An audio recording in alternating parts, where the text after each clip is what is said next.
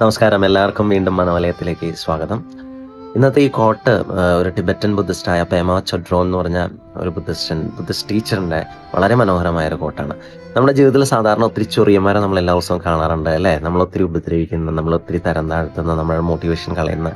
അപ്പോൾ ഇങ്ങനത്തെ ചൊറിയന്മാരെ കാണുമ്പോൾ നമ്മൾ സാധാരണ ഇവരെ അവോയ്ഡ് ചെയ്യാനാണ് ശ്രമിക്കുന്നത്. കാരണം നമ്മളത് ഒത്തിരി ഇറിറ്റേറ്റ് ചെയ്യും. പക്ഷേ ഈ കോട്ടിൽ പറയുന്ന അനുസരിച്ച് ഇദ്ദേഹത്തിൻ്റെ ഒത്തിരി ബുക്കുകളുണ്ട് കേട്ടോ ഇത് സംബന്ധിച്ചിടത്തോളം.